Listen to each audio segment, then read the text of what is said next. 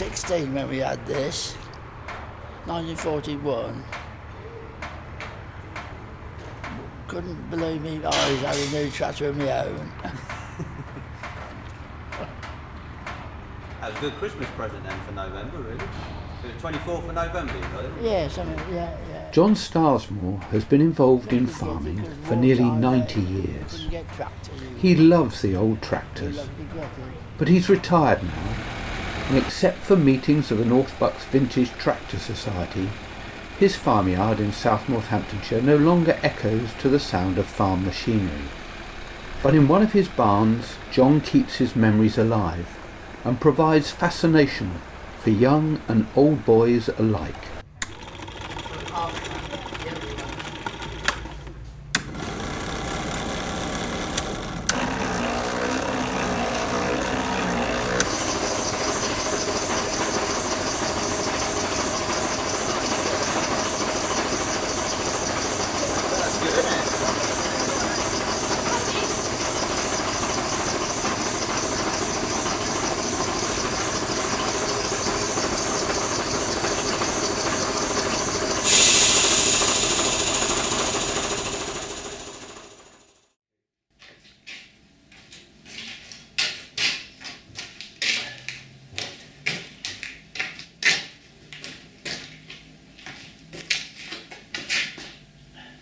This is a model of a pre-war engine. It isn't to scale, but it's one of my first efforts, and I made it in the 60s. We took some photographs of the old engines, and I managed to more or less get it to scale. It will work, albeit better on air than steam, because the steam takes a long time to steam up. I made a few models, aircraft, in the 60s, and there wasn't the time with the children growing up, and I did take it up in the early 1990s. In 1995, I had a stroke, and I get in there full time now, and I find it good therapy. And the more I do, the better I like it. I don't know where it's going or not, that's the trouble. Right, this one.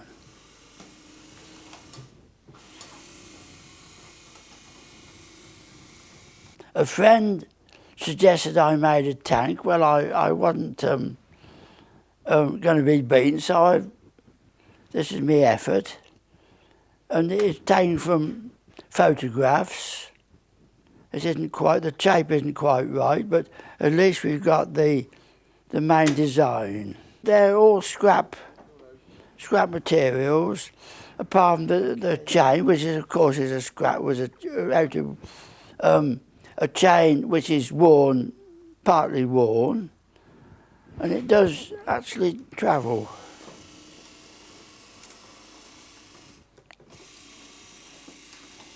It's an electric motor. Of course, it isn't the inside isn't like the full scale ones, but at least it works.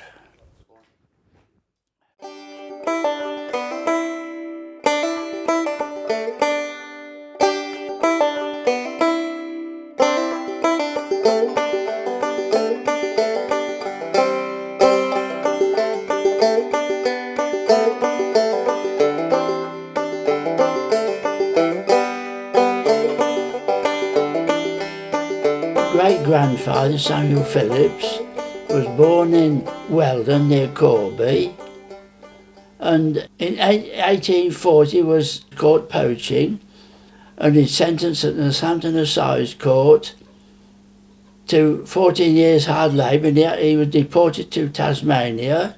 And I understand he went to Melbourne before he came home and was involved in a gold rush or something like that, and came home, and he bought the farm the land where we are now from the Whittleberry Foss, from the Duke of Grafton, and he bought the land by auction, 38 acres, at the Cock Hotel at Stony Trafford in 1855. In 1882, grandfather started a contract business, and he bought a steam engine and threshing boxes, and we ended up with 5 or 6 threshing sets. And they had about 30 or 40 customers in those days. In the 1920s, they did buy a set of ploughing engines with a 5 or 6 row balance plough and a cultivator, and that was hauled across the field by winches on each engine. And we ended up with 5 or 6 sets of threshing tackle with 250 customers in the 30s and 40s. They'd start threshing during harvest in August, and we'll probably keep on till June, threshing old corn, still threshing ricks, you see, and yes, there'd be enough work. They repaired roads, and we had a couple of steam rollers, and we dredged ponds with the old steam ploughing kit. Oh yes, they kept out of mischief. My Uncle Fred, he was a trained fitter. He spent in Birmingham 6 years apprenticeship. He didn't really approve of tractors, but he was a good steam fitter. Actually, he didn't touch tractors. He taught me how to calculate. He could screw. He was a lathe operative, and he taught me how to work a lathe and sharpen a drill, all things like that. And oh yes, I learned a lot from Uncle Fred. Well, there's no question of teaching us, we just helped him. We had to blow the fire and hold the hot on in the right place, and hit the bell on the right time, and no, we got on very well.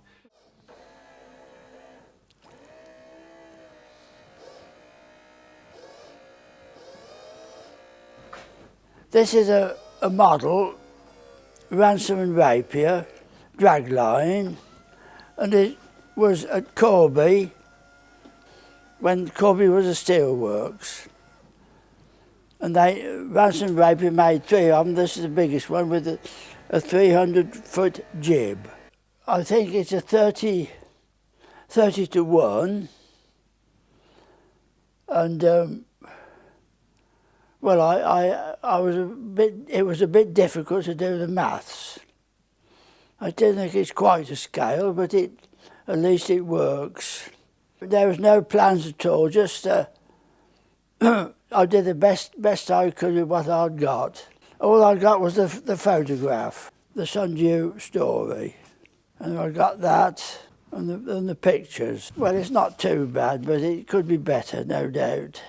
All these electric bits are car motor window motors. When you press your button in the car, the window comes down, and there's 5 of them in this machine.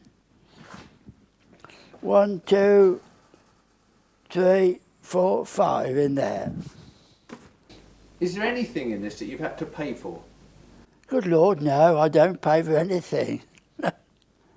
It's the last thing you want to do. Oh, might be a few 5mm nuts and bolts.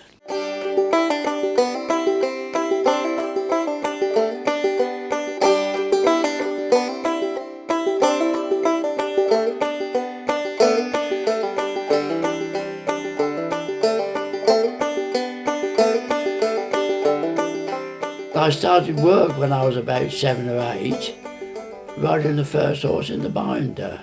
That was a machine for cutting the standing corn, and it's pulled by 3 horses, so somebody had to ride the front horse to guide them round the field. So that was left to myself and my brother, 7 or 8 years old, and we rode horse in the binder. Went to Toaster Grammar School, and in 19 1939, when the war declared, I think we left when we were 14 because the war hags then, we got to plough all the grass up. So my brother and myself, we did the early 1940s. When we were 15, I think we had to plough all this grass up with 2 standard Fords. Our first tractor, although I can hardly, I don't remember, it was in the 20s, early 20s. And that was a Whiting Bull. It came from America. And I don't think they used it for long because the engine wouldn't start. And then we had our first force in 1935. Cost £135. A lot of money in those days.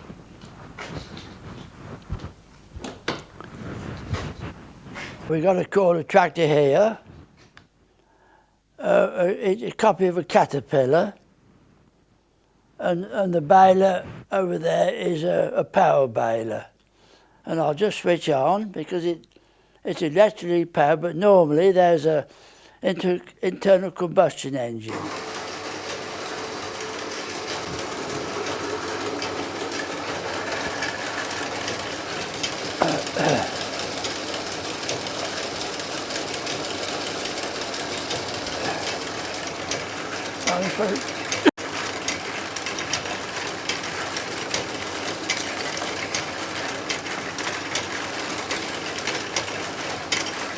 I made it about 4 years ago. Took me about 6 months.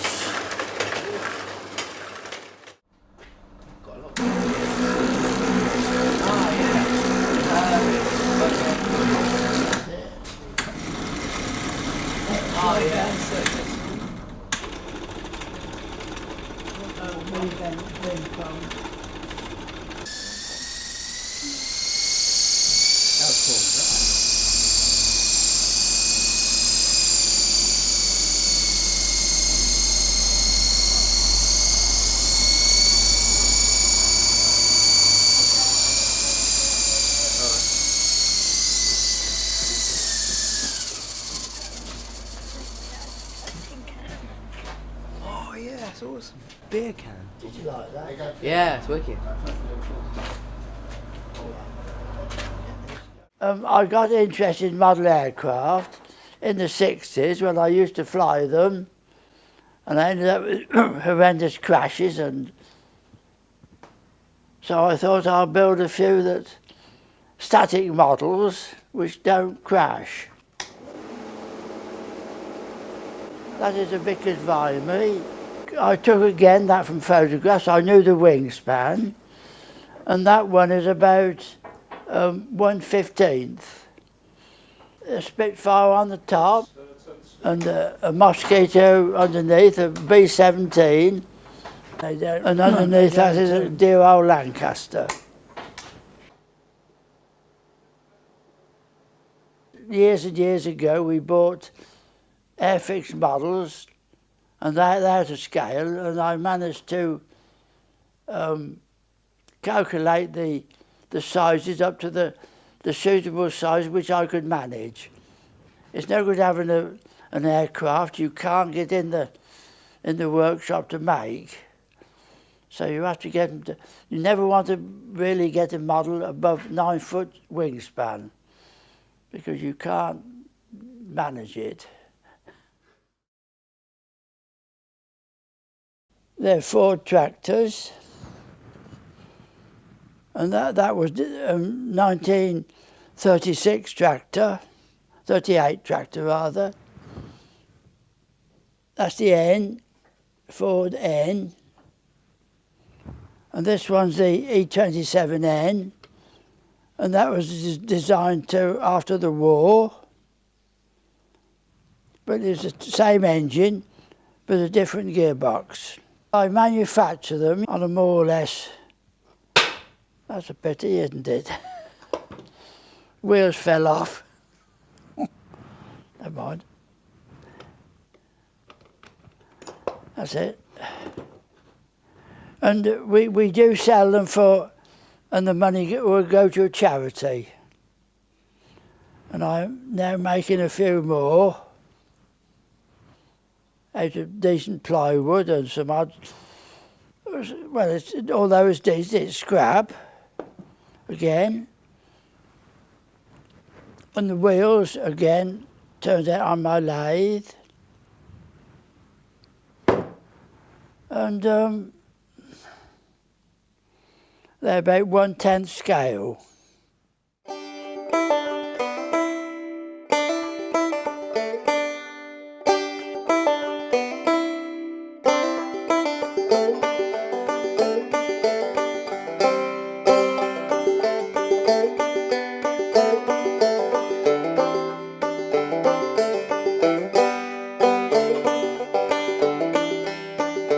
I find it most fascinating, old machinery.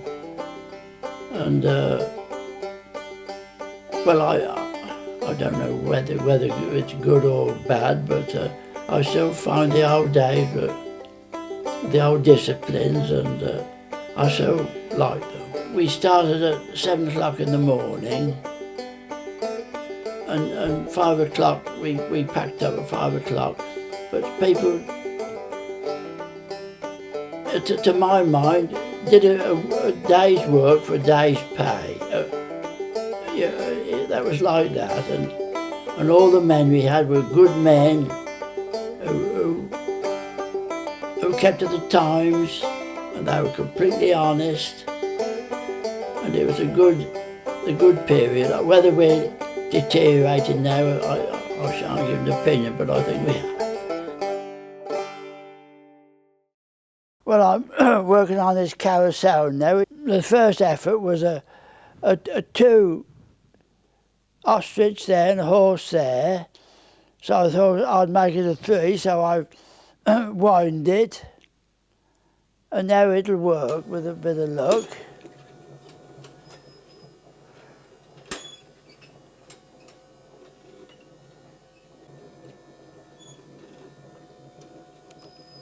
So far, so good. Now I've got to put some more cranks in there, and